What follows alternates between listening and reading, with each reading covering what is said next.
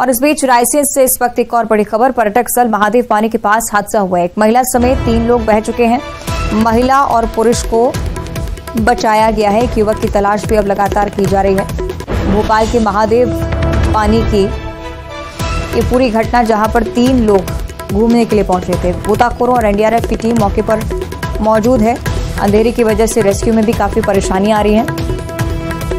रायसेन से बड़ी खबर हम आपको बता रहे हैं। भोपाल के पास रायसेन जिले के अंदर आता है महादेव पानी। एक युवक की तलाश यहां पर की जा रही है, क्योंकि 3 लोग यहां पर पहुंचे थे, जिनमें से तीनों की ही डूबने की सूचना और 2 लोगों को बचाया गया। तीसरे व्यक्ति के रेस्क्यू के लिए भी टीमें लगातार तैनात हैं। लगातार सर्चिंग में टीमें जुटी हुई हैं। तो रायसेन से बड़ी जानकारी। पर्यटक स्थल महादेव पानी के पास ये हादसा हुआ। एक्सक्लूसिव तस्वीरें इस जगह की हम आपको बता रहे हैं। बारिश के चलते काफी तेज बहाव इस पानी का। महिला और पुरुष को बचा लिया गया है। एक व्यक्ति जो कि अभी भी लापता है, उसकी तलाश में भी पुलिस जुटी हुई है।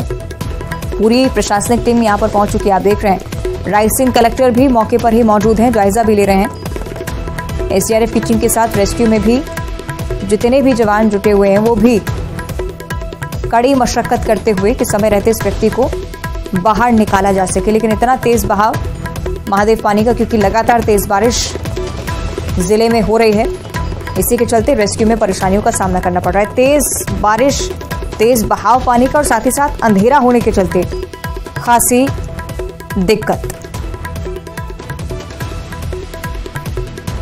ये तस्वीरें आपकी टीवी स्क्रीन पर। दूसरी ओर तस्वीरें महादेव पानी की, जिस तरह से तेज बहाव है, लगता है कि काफी गंभीर ये पूरी घटना है। इसी वजह से पूरा प्रशासनिक अमला मौके पर मौजूद है। एक्सक्लूसिव फुटेज हम आपको दिखा रहे हैं घटना स्थल के। पर्यटक स्थल महादेव पानी, एक महिला समेत 3 लोग बह गए और उसके बाद फौरन रेस्क्यू के लिए टीमें पहुंची। महिला पुरुष को बचाया गया। एक युवक जो कि जिसके बह जाने की सूचना थी, उसे जल्द से जल्द निकालने की कवायद जारी है। सहयोगी जितेंद्र हमारे साथ जुड़ रहे हैं। जितेंद्र, क्या स्थिति फिलहाल, क्या कुछ अपडेट? देखिए अवंतिका, अगर बात करें तो रेस्क्यू लगातार जारी है और जो 15 साल का एक लड़का बताया जा रहा है, जिसका नाम विहान सेन बताया जा रहा है, वो अपने परिवार के साथ वहां पहुंचा था। और ये भोपाल के रहने वाले लोग हैं। तकरीबन जो है 100 से ज्यादा लोग वहां पर इस समय पिकनिक मनाने पहुंचे थे, मगर जब अचानक तेज बारिश हुई तो कई लोग बहाव में फंस गए। बाकी लोग निकाल लिया गया। और जो लड़का है विहान सेन, वो अभी तेज बहाव में बह गया है। जो एनडीआरएफ की टीम लगातार रेस्क्यू कर रही है, मगर उसका कोई पता नहीं चल रहा, क्योंकि वहाँ अंधेरा है और सर्चिंग करने में दिक्कत आ रही है। हालांकि पुलिस और एनडीआरएफ की टीम लगातार सर्चिंग कर रही है। उम्मीद जताई जाती है कि अगर अभी रेस्क्यू सफल नहीं हो पाया तो फिर कल सुबह तक ही ये स्थिति स्पष्ट हो पाएगी कि आखिरकार जो बहाव में युवक बहा है, ये बंदा लड़का मासूम, तो वो क्या सुरक्षित है, क्या है, इसके बाद में ये जानकारी हो पाएगी। मगर न्यूज 18 ने पहले ही इन्फॉर्म किया था कि बारिश के चलते इस तरह के नदी नाले उफान पर है, प्रशासन को अलर्ट होना चाहिए, मगर प्रशासन ने कोई सीख नहीं ली। जितेंद्र, क्या पहले भी इस तरह के मामले यहाँ से सामने आ चुके हैं? क्या सुरक्षा की कोई व्यवस्था नहीं यहाँ पर? देखिए, बारिश का ये पहला मौसम है। हालांकि अभी बारिश में नदी नाले पहली बार उफान पर आए, मगर इसके पिछले साल की अगर बात करें तो हादसे रिकॉर्ड है। अगर बात करें तो इसके पहले ही कई सारे लोग यहाँ पर अपने जो बहाव में बहकर मर चुके हैं, मगर प्रशासन अलर्ट नहीं होता है, ना ही सुरक्षा बल तैनात करता है ऐसी पिकनिक स्पॉट पर, जिसके चलते इस तरह के हादसे देखने को मिलते हैं। पुलिस की तरफ से क्या कोई रोकथाम भी नहीं? क्या खुलेआम यहाँ पर पर्यटकों को यहाँ पर पहुंचने दिया जाता है? देखिए, हमने शाम को ही भोपाल के केरवा डैम का एक रियलिटी चेक किया था। वहाँ पर नदी और डैम में सैकड़ों मगरमच्छ घड़ियाले, मगर बावजूद उसके लोग वहाँ पर घूम रहे हैं। तो प्रशासन और पुलिस की किसी तरह की कोई रोक टोक नहीं है। इसी की वजह से लोग परिवार के साथ, छोटे बच्चों के साथ वहाँ पिकनिक मनाने पहुंचते हैं। हादसे होते रहते हैं। हालांकि आज भी ऐसी घटनाएं होती रहेंगी। शायद प्रशासनिक टीम के साथ कलेक्टर भी यहाँ पर पहुंचे थे। क्या बताया गया है जवानों की तरफ से? क्या दिक्कत का सामना करना पड़ रहा है? देखिए, घटना होने के बाद प्रशासन अलर्ट हो, ये कोई बात नहीं है। घटना होने के पहले आपको जो एहतियात बरतनी चाहिए।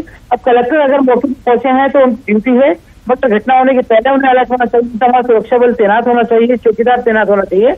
मगर अब जब घटना हो चुकी है तो जाहिर सी बात है प्रशासनिक हमला पहुंचा है, एनडीआरएफ, रायसेन कलेक्टर पहुंचे हैं, एसपी पहुंचे हैं, मगर क्या उस मासूम की जिंदगी बच पाएगी, ये सबसे बड़ा सवाल है। अवंतिका, और बड़ा प्रश्न ये भी कि पहले भी जब इस तरह के मामले हो चुके थे तो इसके बावजूद अलर्ट क्यों नहीं रहा प्रशासन। बहुत शुक्रिया आपका जितेंद्र जानकारी के लिए। लेकिन ये तस्वीरें आप देखिए, एक्सक्लूसिव तस्वीरें हमारे जो टीम है वो आप तक पहुंचा रही है, क्योंकि ये एक ऐसी जगह है जहां पर खतरा हमेशा ही बना रहता है। जिस तरह से हमारे सहयोगी भी इस बात का जिक्र कर रहे थे कि पहले भी इस तरह के मामले यहाँ से सामने आ चुके हैं, इसके बावजूद प्रशासनिक स्तर के कोई भी कर्मचारी अधिकारी यहाँ पर मौजूद नहीं रहते हैं। खुलेआम लोगों को यहाँ तक आने दिया जाता है, कोई रोकथाम नहीं होती है रास्ते में भी। अक्सर राजधानी भोपाल के अलग अलग हिस्सों से आप इस तरह की जानकारियां देखेंगे। और एक बार फिर से हादसे की जब सूचना आई तो प्रशासनिक टीम मौके पर पहुंची है, लेकिन अभी तक इस बच्चे को ढूंढा नहीं जा सका है। तलाश उसकी लगातार की जा रही है। गोताखोरों और एनडीआरएफ की टीमें मौके पर लगातार तैनात है, लेकिन अंधेरा बढ़ जाने की वजह से दिक्कतों का सामना करना पड़ रहा है।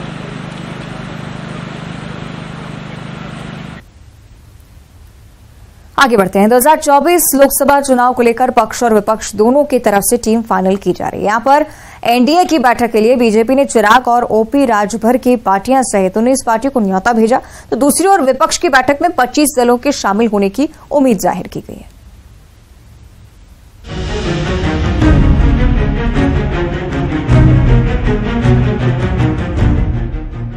बेंगलुरु में विपक्ष का महाजुटान तो दिल्ली में होने जा रही है एनडीए की सबसे बड़ी बैठक।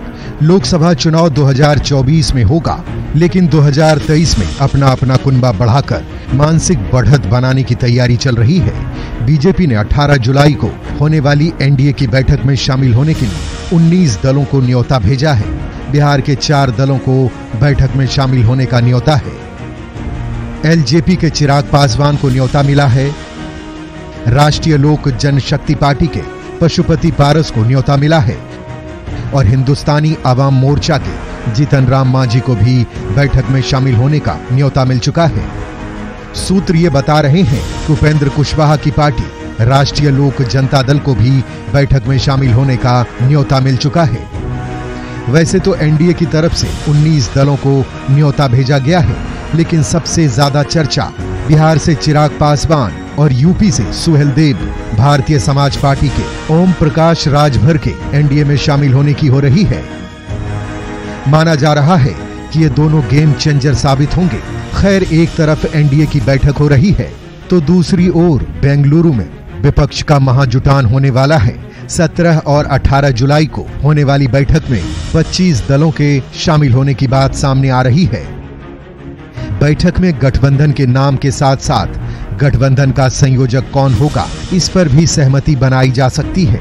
चूंकि नीतीश कुमार ने ही विपक्षी एकता की पहल शुरू की थी, इसलिए ये भी कयास लगाए जा रहे हैं कि संभव है कि नीतीश कुमार को ही गठबंधन का संयोजक बनाया जाए।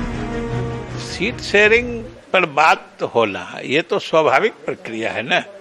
जब गठबंधन होता है तो सीट शेयरिंग पर बातचीत होना, कितनी सीटें किस प्रदेश में कौन सी पार्टी लड़ेगी, ये तो स्वाभाविक प्रक्रिया के तहत इन बातों पर चर्चा होती है और इस पर निर्णय लिया जाता है। 2024 में क्या होगा ये तो तब पता चलेगा। फिलहाल विपक्ष के लिए सुकून देने वाली खबर ये है कि दिल्ली के अध्यादेश पर कांग्रेस के समर्थन के बाद आम आदमी पार्टी के नेता अरविंद केजरीवाल भी बैठक में शामिल होंगे। न्यूज 18 के लिए पटना से अमित कुमार के साथ ब्यूरो रिपोर्ट। इधर खजराना इलाके में 8 साल के मासूम बच्चे को जबरन खतना कराकर उसका धर्मांतरण कराने का मामला सामने आया है। आरोपी ने बच्चे के फर्जी प्रमाण पत्र भी बनवा लिए थे। मामले में पुलिस ने बच्चे के पिता की शिकायत पर आरोपी के खिलाफ धर्म परिवर्तन और धोखाधड़ी के साथ कई अन्य गंभीर मामलों में केस दर्ज किया है। शनिवार देर रात आरोपी को इंदौर पुलिस ने खजराना के इलाके से गिरफ्तार भी कर लिया।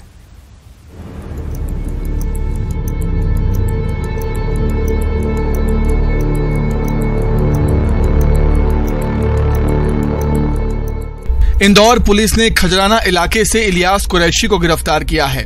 उसके खिलाफ जबरन धर्म परिवर्तन और धोखाधड़ी सहित कई गंभीर मामलों में केस दर्ज है। खजराना थाना टीआई दिनेश वर्मा ने बताया है कि इलियास के खिलाफ 8 साल के मासूम बच्चे का जबरन धर्म परिवर्तन कराने का केस दर्ज किया गया। आरोपी ने बच्चे का खतना कराने के साथ ही उसके फर्जी प्रमाण पत्र भी बनवा दिए। पुलिस ने पिता की शिकायत पर आरोपी के खिलाफ केस दर्ज किया। शनिवार देर रात आरोपी को पुलिस ने खजराना इलाके से गिरफ्तार किया। इसमें पीड़ित के पिता ने एक आवेदन दिया था जिसमें बताया था कि उनका एक अवयस्क बेटा है जो कि उनकी पूर्व पत्नी के साथ है और उसके द्वारा अपने प्रेमी के साथ जो है चली गई थी वो, और उसके जो प्रेमी है इलियास ने उस बच्चे का धर्म परिवर्तन किया है और उसका खतना कराया है। इस पर भी हम लोगों ने संज्ञान लिया और साथ ही ये भी बात सामने आई कि उसका जो है फर्जी जन्म प्रमाण पत्र बनाया गया है जिसमें कि पिता की जगह पर उसने आरोपी ने खुद का नाम लिखा है और ये प्रमाण पत्र भी कहीं बाहर से तैयार कर रहा है क्योंकि उसका मूल जन्म जो है राजस्थान में हुआ था बच्चे का। उस पर से हमने धारा 420, 467, 468, 471 और 3-5 धार्मिक स्वतंत्रता अधिनियम के तहत प्रकरण पंजीकृत किया। आरोपी इलियास को हमने गिरफ्तार किया है। बच्चे का भी हमने मेडिकल परीक्षण कराया है जिसमें कि इस बात की पुष्टि हुई है। अब आपको बताते हैं कि पूरा मामला आखिर है क्या। इलियास के खिलाफ शिकायत दर्ज कराई है राजस्थान के बाड़मेर जिले के रहने वाले महेश कुमार नाहटा ने। जून 2014 में महेश की शादी शाहजहांपुर की प्रार्थना से हुई थी। 2015 में दोनों को एक बेटा भी हुआ। फरवरी 2018 को महेश अपनी पत्नी और बेटे के साथ एक सगाई में शाहजहांपुर आया था, लेकिन यहाँ से वापस लौटते वक्त पत्नी ट्रेन से लापता हो गई। महेश ने पत्नी और बेटे की गुमशुदगी की रिपोर्ट रतलाम थाने में दर्ज करवाई। कुछ दिन बाद पता चला कि वो इंदौर के इलियास कुरैशी के साथ चली गई थी। इलियास को पुलिस ने रतलाम से गिरफ्तार कर दिया है। कोर्ट ने उसे जेल भेज दिया। जेल से छूटने के बाद इलियास ने फिर प्रार्थना को अपने पास खजराना में बुला लिया। इतना ही नहीं, इलियास ने महेश से संपर्क किया और बच्चा वापस करने के बदले पैसे मांगे। महेश के मुताबिक इलियास ने पैसे न देने पर बच्चे के धर्मांतरण और हत्या की धमकी दी। अगस्त 2018 को मेरे को इलियास का फोन आया था कि महेश तेरे को बच्चा चाहिए तो 5 लाख रुपए लेकर इंदौर आ जा, तुझे तेरा बच्चा मिल जाएगा और तू पैसे लेकर नहीं आएगा इंदौर तो तेरे बच्चे को मैं मार के खाई में डाल दूंगा या तेरे बच्चे का और तेरी पत्नी का धर्मांतरण करवा दूंगा। आखिरकार महेश को पता चला कि उसकी पत्नी खजराना की रजा कॉलोनी में इलियास के साथ रह रही है, जहां बेटे का खतना और धर्मांतरण कर दिया गया है। इतना ही नहीं, फर्जी दस्तावेज में इलियास ने महेश की जगह खुद को बच्चे का पिता लिखवा दिया। महेश का आरोप है कि उनके बच्चे को जिहादी मानसिकता की ट्रेनिंग भी दी जा रही है।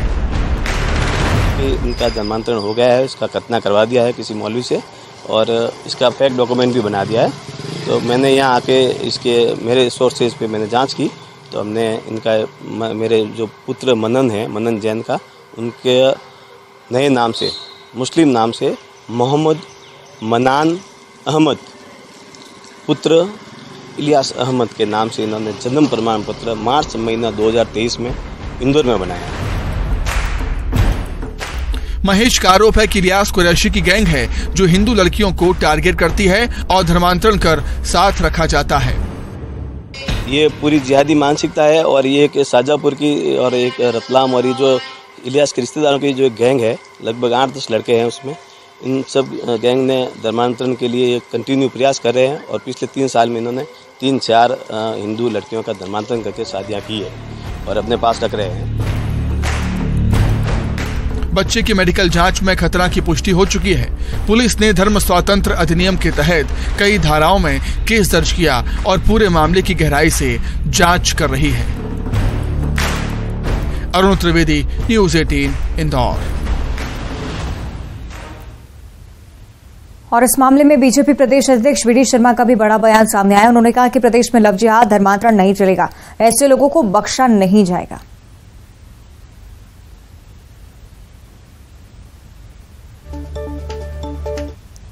न लव जिहाद चलेगा, न लैंड जिहाद चलेगा, न धर्मांतरण चलेगा। ऐसे लोगों को कड़ाई के साथ सरकार ने कार्रवाई तो की है, ऐसे लोगों को किसी भी कीमत पर बख्शा नहीं जाएगा। पूर्व मंत्री सज्जन सिंह वर्मा के एक वायरल ऑडियो क्लिप पर बवाल मच गया है। इस ऑडियो क्लिप में सज्जन सिंह वर्मा दिग्विजय सिंह को लेकर अभद्र भाषा का इस्तेमाल करते सुनाई दे रहे हैं। बड़ी बात यह है कि सज्जन सिंह वर्मा ने खुद ये स्वीकार भी कर लिया है कि ऑडियो उन्हीं का है। इस ऑडियो को लेकर बीजेपी ने कांग्रेस को आईना दिखाना शुरू कर दिया है।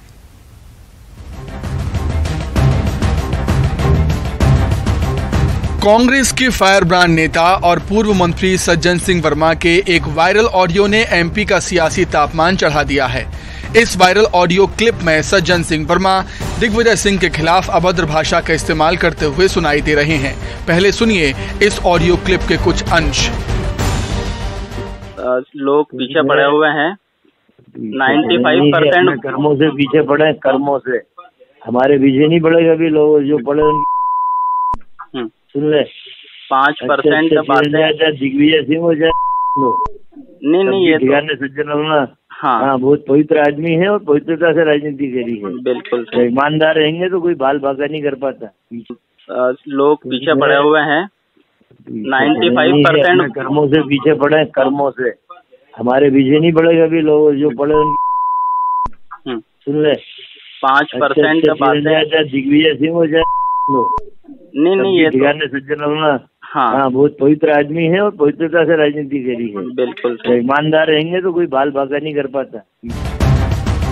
खास बात यह है कि सज्जन सिंह वर्मा ने ये स्वीकार किया है कि ऑडियो उन्हीं का है। अब सज्जन का कहना है कि दिग्विजय सिंह मेरे नेता हैं, राजनीति में स्थायी दुश्मनी नहीं होती है।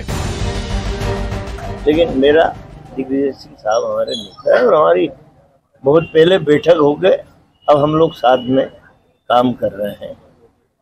देवास आए तो मैं देवास में रहा, तो जहाँ इधर जा रहे हैं मालवा प्रांत में हम लोग वहाँ रहते हैं। ये पुरानी घटनाएं थी जब राग द्वेष चलता रहता राजनीति में, स्थायी दुश्मनी और स्थायी वो नहीं होता। मेरे नेता हैं, डंके की चोट पे बोलता हूँ। और 66 सीटें जिन पे दिग्विजय सिंह जी घूम के आए हैं अभी अगस्त के प्रथम पखवाड़े में, वो 66 सीटों की जो रिपोर्ट उन्होंने दी, सबसे पहले उम्मीदवार उन्हीं 66 सीट पे हम लोग घोषित करेंगे। हम लोग उस कवायद में लगे। लेकिन दिग्विजय सिंह जी के खिलाफ बार बार आप ही मुखर क्यों? ये पुरानी घटना है ना, पुराना ऑडियो हो सकता है, पुरानी घटनाएं हैं। सज्जन भले ही अब सफाई दे रहे हों, लेकिन बीजेपी को बैठे बिठाए बड़ा मौका मिल गया। प्रदेश बीजेपी के अध्यक्ष वीडी शर्मा ने ऑडियो को लेकर कांग्रेस पर तंज कसा है। उन्होंने कहा है कांग्रेस में दिखावे की एकता की सच्चाई सामने आ गई है। वीडी शर्मा ने कहा कि बीजेपी नेता तो दिग्विजय सिंह का नाम सम्मान से लेते हैं, लेकिन सज्जन सिंह वर्मा के अभद्र शब्दों पर दिग्विजय सिंह क्या कहेंगे। कांग्रेस से जो दिखावा करने का काम कर रही है मध्य प्रदेश के अंदर, हम सब एक हैं, आज उसका पटाक्षेप श्रीमान सज्जन सिंह वर्मा ने कर दिया है। कांग्रेस के अंतर्मन में क्या है कांग्रेस के नेताओं के? दिग्विजय सिंह जी, हम तो बड़े सम्मान के साथ शब्दों का उपयोग करते हैं आपके लिए, लेकिन आपके नेता सज्जन सिंह वर्मा आपको जिन अभद्र भाषा, अभद्र शब्दों का उपयोग अटारिया जी के साथ कर रहे हैं, क्या आदरणीय दिग्विजय सिंह जी आप इस पर कुछ कहेंगे? कांग्रेस का मूल और अंतर्भावना यही है। सज्जन सिंह वर्मा सिर्फ दिग्विजय सिंह के खिलाफ अभद्र शब्दों के इस्तेमाल में नहीं घिरे, बल्कि देवास जिला पंचायत अध्यक्ष लीला अटारिया ने सज्जन सिंह वर्मा पर 50 लाख रुपए लेने और हत्या की धमकी देने का बड़ा आरोप भी लगा दिया। हालांकि इस मामले को सज्जन सिंह वर्मा स्क्रिप्टेड बता रहे हैं, लेकिन इन विवादित मामलों से राजनीति जरूर गर्मा गई है। देवास से वरुण राठौर के साथ शैलेंद्र चौहान, न्यूज़ 18 भोपाल। इधर छत्तीसगढ़ में अब चेहरे पर सियासत तेज हो गई। बदलाव की हवा थमते ही कांग्रेस ने चुनावी चेहरे को लेकर बीजेपी को टारगेट कर दिया है। सीएम भूपेश बघेल ने कहा है कि सूबे में बीजेपी के पास ना कोई चेहरा है, ना नेतृत्व है, ना मुद्दा है। कांग्रेस के नए प्रदेश अध्यक्ष दीपक बैच ने भी सीएम भूपेश बघेल के सुर में सुर मिलाया। छत्तीसगढ़ में तमाम बदलावों से गुजरने के बाद बीजेपी कांग्रेस में चुनावी चेहरे पर सियासी जंग शुरू हो गई है। छत्तीसगढ़ में प्रधानमंत्री नरेंद्र मोदी के चेहरे पर चुनाव लड़ने के मुद्दे पर सीएम भूपेश बघेल ने बीजेपी पर तंज कसा। कहा कि बीजेपी यहां भी मोदी के चेहरे पर चुनाव लड़ ले। कई राज्यों में उनके चेहरे पर चुनाव लड़ा गया और हार भी मिली, जिसका ताजा उदाहरण कर्नाटक का चुनाव है। उन्होंने कहा कि छत्तीसगढ़ में बीजेपी के पास ना कोई चेहरा है, ना ही नेतृत्व है, ना मुद्दा। देखिए, मोदी के चेहरे पर अनेक राज्यों में चुनाव लड़े और उसमें उसको मात मिली है। अभी ताज़ा तरीन कर्नाटक की बात कर सकते हैं और हिमाचल की बात कर सकते हैं। तो स्थानीय मुद्दे अलग होते हैं, राष्ट्रीय मुद्दे अलग होते हैं, लेकिन ये है कि भारतीय जनता पार्टी नेतृत्वहीन भी हो गया प्रदेश में और मुद्दा विहीन। एक तरफ सीएम भूपेश बघेल बीजेपी पर हमलावर हैं, तो वहीं दूसरी तरफ प्रदेश कांग्रेस अध्यक्ष पद की शपथ लेते ही दीपक बैज भी फुल फॉर्म में आ गए। मुख्यमंत्री बघेल के सुर में सुर मिलाते हुए छत्तीसगढ़ बीजेपी को नेतृत्व विहीन और मुद्दा विहीन करार दे दिया। दीपक बैज ने कहा, 15 साल तक सत्ता में रहने के बावजूद प्रदेश बीजेपी में ऐसा कोई चेहरा नहीं है जिसे प्रमुख विपक्षी पार्टी मुख्यमंत्री के तौर पर प्रोजेक्ट कर सके। हमारे चेहरे पे कोई शक है क्या? नहीं है। हमारे पास मुख्यमंत्री भूपेश बघेल का चेहरा है। कांग्रेस में बहुत से चेहरे हैं, सब चमकता हुआ चेहरा, स्टार चेहरा है। लेकिन भारतीय जनता पार्टी 15 साल रहने के बाद उनके पास चेहरा नहीं है। उनको दिया लेके खोज रहे हैं, चेहरा यहाँ मिल नहीं रहा है। इसलिए मैं कह रहा हूँ, प्रधानमंत्री तो देश के प्रधानमंत्री हैं, जादूगर हैं, वो लोकप्रिय प्रधानमंत्री हैं। हम तो बोल रहे हैं कि कल भी वही बात बोले, आज भी बोल रहे हैं कि प्रधानमंत्री पे चेहरे चुनाव लड़ ले छत्तीसगढ़ में भारतीय जनता पार्टी, क्योंकि हमारी सरकार ने बेहतर काम किया है। इसलिए हम लोग को जनता के बीच में जाने के लिए कहीं भी कोई दिक्कत नहीं। उधर बीजेपी भी कांग्रेस के चेहरे पर सवाल उठा रही है। ब्रजमोहन अग्रवाल ने कहा कि पहले कांग्रेस तय कर ले कि वो किसके चेहरे पर चुनाव लड़ेगी, क्योंकि कुमारी शैलजा ने सामूहिक नेतृत्व में चुनाव लड़ने की बात कही है। कांग्रेस पार्टी ने पहले ही भूपेश बघेल को नकार दिया है और शैलजा जी ने कहा है, टी.एस. सिंहदेव ने कहा है कि सामूहिक नेतृत्व में चुनाव लड़ेंगे। तो पहले तो ये तय कर लें कि किसके चेहरे पे चुनाव होगा। और जरा दीपक बैज जी को, वो कांग्रेस के नए नए अध्यक्ष बने हैं, हमारी शुभकामनाएं हैं। और पहले अभी छत्तीसगढ़ की बात करें, बाद में प्रधानमंत्री। कर्नाटक के बाद मध्य प्रदेश, राजस्थान और छत्तीसगढ़ सहित 5 राज्यों के चुनाव की सियासी बिसात बिछाई जाने लगी है। इनमें से ज्यादातर राज्यों में बीजेपी और कांग्रेस का सीधा मुकाबला है। बीजेपी जिन राज्यों में विपक्ष में होती है, उन राज्यों में पीएम मोदी के चेहरे पर ही चुनाव लड़ती नजर आती है। माना जा रहा है कि छत्तीसगढ़ विधानसभा चुनाव में भी बीजेपी के स्थानीय नेतृत्व के मुकाबले मोदी फैक्टर ज्यादा काम करता नजर आ सकता है। युगल तिवारी और ममता लांजेवार के साथ तनु वर्मा, न्यूज़ 18 रायपुर। इधर पाकिस्तान के सिंध प्रांत में स्थित काशमोर में डकैतों के गिरोह ने एक हिंदू मंदिर पर कथित तौर पर रॉकेट लॉन्चर से हमला किया। खबर है कि इन हथियारबंद डकैतों ने महिलाओं और बच्चों सहित हिंदू समुदाय के लगभग 30 सदस्यों को भी बंधक बना लिया है। प्राप्त जानकारी के मुताबिक हमलावरों ने गौसपुर पुलिस स्टेशन के अधिकार क्षेत्र में एक पूजा स्थल और आसपास के समुदाय के घरों पर हमला किया। उन्होंने अंधाधुंध गोलीबारी की और उसके बाद काशमोर कंदकोट के एसएसपी इरफान सोमो के नेतृत्व में एक पुलिस टीम घटनास्थल के लिए रवाना हुई। पाकिस्तानी अखबार डॉन की खबर के अनुसार पुलिस अधिकारी ने कहा कि डकैतों ने पूजा स्थल पर रॉकेट लॉन्चर दागे, जो हमले के दौरान बंद था। उन्होंने ये भी कहा कि बागड़ी समुदाय द्वारा संचालित धार्मिक सेवाओं के लिए हर साल खुलता है। हमले के बाद संदिग्ध हमलावर घटनास्थल से भाग गए। पुलिस इलाके में तलाशी अभियान अभी भी चला रही है। एसएसपी सोमो ने अनुमान लगाया कि 8 से 9 बंदूकधारी यहां पर पहुंचे थे।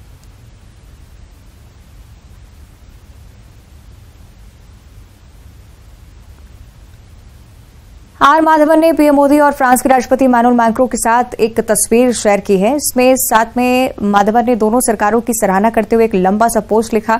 इसमें एक्टर ने फ्रांस और भारत की गहरी दोस्ती का जिक्र किया। शेयर की गई तस्वीरों में वीडियो में मैडी पीएम मोदी और राष्ट्रपति इमैनुअल के साथ वक्त बिताते नजर आते हैं। दरअसल फ्रांस में 14 जुलाई को बेस्टल डे परेड आयोजित की गई थी और खास आयोजन था।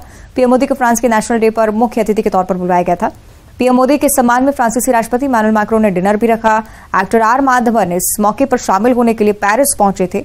पीएम मोदी और राष्ट्रपति इमैनुअल मैक्रों से उन्होंने मुलाकात की, डिनर भी किया। और इसी के साथ बुलेटिन में इतना ही। नमस्कार।